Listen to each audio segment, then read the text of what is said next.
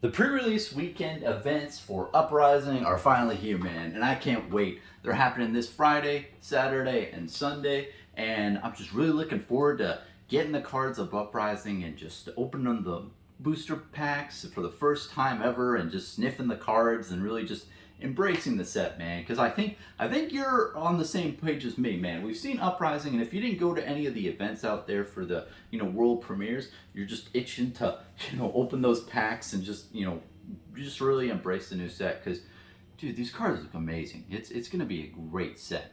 And overall, I just wanted to give you a high level overview of what I'm doing. So this weekend, I'm going to one pre-release weekend event, and if I could, I'd do more, man. But just my busy schedule, I wasn't able to. But I'm definitely going Sunday to the Haven Games. And as you see, I'm not wearing a red shirt today. This is a shirt I got from the Haven Games. Really like their logo.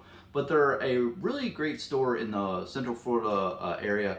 Spoiler alert, I'm not being paid to say this at all. I just really like the people behind it, honestly. Yeah, they have like a back to the shirt. It's a nice good shirt. But overall, it's run by really cool people. One guy in particular, Matt Heffelfinger, I've had him on my different videos that I did in the past, and I'll put a link down below to their store. They're a local game store, but they sell singles online for Flesh and Blood. And I actually personally myself, I purchased a bunch of cards the other day. And I got some really cool cold foils for reasonable prices. So yeah, there's that, and I'll put a link down below there. But overall, going there Sunday for the pre-release weekend event. I'm really looking forward to it. That store is really cool, and I would say it's my central store. But I don't have time to go to locals anymore, man. It's just with my schedule recently with content creating and life. It's been what it is. But anyway, just wanted to give a big shout out there. If you're interested in watching the videos or seeing me, I'll definitely be there. So if you're going to Haven Games Sunday, you'll see my ass over there. If you're interested in watching stream content from a channel, I'll put a link down below as well. The Adventure Co. Gaming Crew, which is a really great group of guys in the Central Florida area that have also fostered a lot of the Flesh and Blood community in this area. They have a YouTube channel. I'll put a link down below for that. Also, they have a Twitch channel, which they're going to be streaming live the different gameplay and matches from that are going on for the pre-release weekend event, which was really cool. And I hope I can make the draft in the top 8. I'm really crossing my fingers, but we'll see. And just to go into like my game plan, my super secretive public game plan for what I'm gonna do in the sealed. So Dromai and Faye look really damn good. I think Faye especially, the amount of aggro potential that you can put out is just scary. But I want to play Icelander, and I feel like that's my type of gameplay ability with Bravo and other decks. I like to stall out the game as much as possible, and I really have liked the mill strategies a lot and getting cards out of the opponent's hand. And Icelander, I just really have been liking the combos and just looking at the cards and the effects and the abilities for the current meta. She definitely seems like a really great hero overall. I mean, just overall, if you look at the meta in the last year or so of Flesh and Blood, it's predominantly more aggro or aggressive decks have dominated the meta for the most part.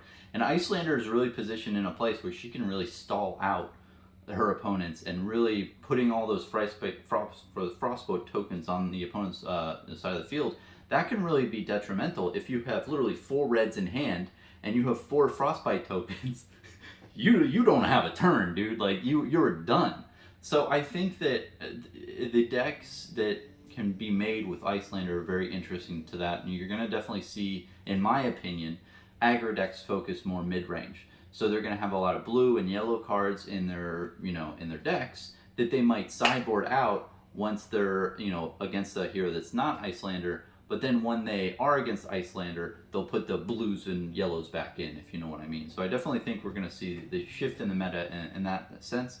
But personally, I hope Icelander isn't good at all. I hope nobody plays her, because I definitely want to play her for a while.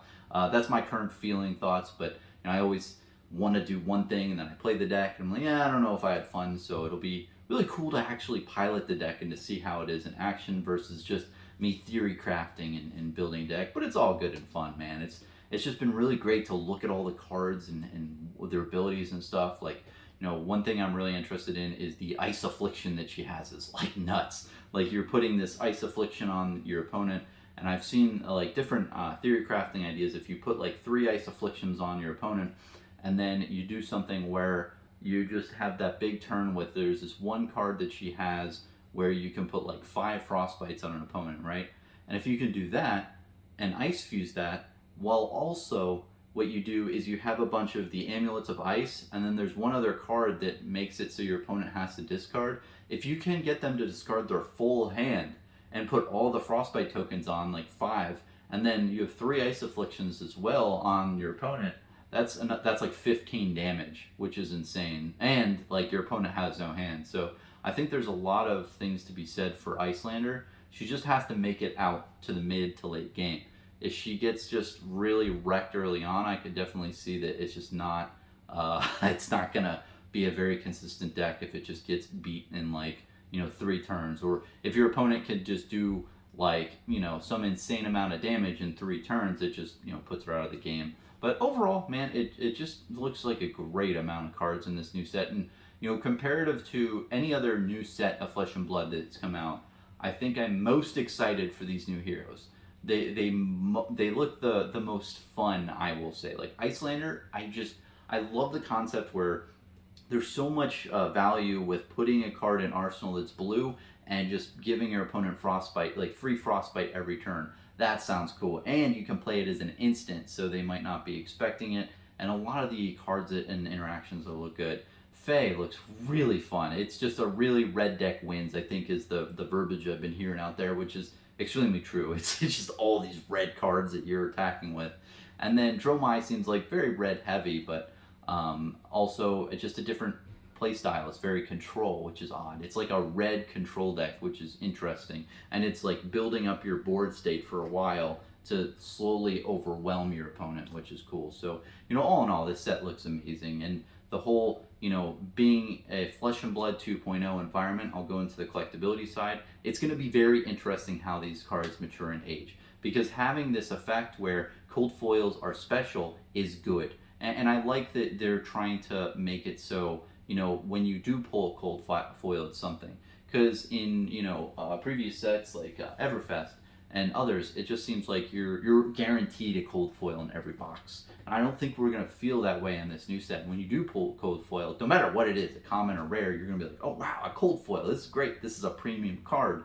Instead of being like, cold foil, yep, I was expecting this. So I think it's going to be good there. Also, I'm really seeing a reduction across the board out there. If you just look at the open market and public of what people are communicating their allocations are, it seems very small. And I want to highly advise people to make sure you know who you're getting your boxes from. Me, I have done that in the past, where in previous sets I've bought like a case from a random local game store in some other state around here, and I got screwed. They dropped me, and it took me like a good amount of time to get my money back. Like they gave me all this song and dance about how their systems were down or something or some shit, and I think in one case in particular, I don't know if I did really get my money back. It was hard, and I had to call multiple times. It was just, don't go through that bullshit. And that's a separate video, but what I'm telling you is that it's good to know who you're buying from.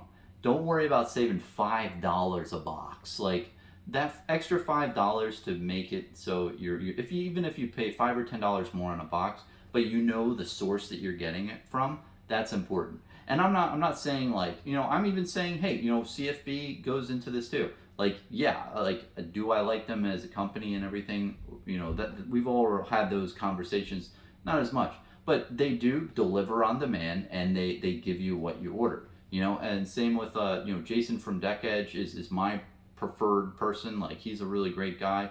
Like, that is the kind of like high security type of method that I'm talking about. Rudy from Alpha Investments is another, and your local game store, where you can literally, that's probably the most secure method overall, because you can literally see the box on the shelf, and when you pay for it, you get it behind the shelf. So it's very simple that way. And but overall, pre-orders is just a weird realm, and that's another video, but always be concerned with that. But anyway, I just want to make a video saying that pre-release season's awesome. Really looking forward to Uprising pre-release this weekend. It's honestly my favorite time of Flesh and Blood's favorite type of event, bar none, because everyone's open packs at the same time. You get 6 packs. You could pull something really great and just really make a $40 event just ridiculous. And also the promo cards you get usually pay for the event. I don't think a lot of people know that. Like if you were into EV and like, you know, how much money you're spending versus what you're getting in pre-release weekend events, you're getting insane value. I mean, you're spending $40 or somewhere around that. I could be wrong with that. But you get 6 packs of Flesh and Blood of a set that has literally no supply out there, so you can instantly sell them on TCG Player and, you know, make a good amount of money and pay for the event. So there's always that gambling aspect, but you also get the promo cards as well that also are you know, pretty limited out there. So it's just a great time, and overall just seeing people and talking to people about new interactions and new cards and how they're all excited. It's just a really great time for Flesh and Blood. And I want to reiterate, I'll be at the Haven Games. Really cool place. Matt Heffelfinger and James Lockwood both run that shop. Really cool. You can also buy single cards online from them. And just, you know, full disclosure, I did do that. I think a couple days ago. I did like a $80 order. I got a good amount of like random like cold foil cards and you know, Majestics. I think they had a couple Majestics from Crucible War First Edition that were like $2 each. I was like, oh geez, like what happened here? But you know, overall, and again, I'm not getting paid by them to say this. It's just I'm you know I'm a passionate person if you've watched me this long, and that I just like, you know, shilling for people who are nice. And if I ever sell out, if I ever get any payment for anything, you know, you sure as shit, I'll tell you to your face. And also, AJ from Adventure Code Gaming, I'll put a link down below there. That'll be the stream if you're online and you want to watch some gameplay for Uprising Sealed event. Highly recommend. It's going to be at 12 o'clock on Sunday Eastern time, so check it out. So thanks for watching, man, and I hope everyone has a great time with Uprising pre-release. Have a good one, man.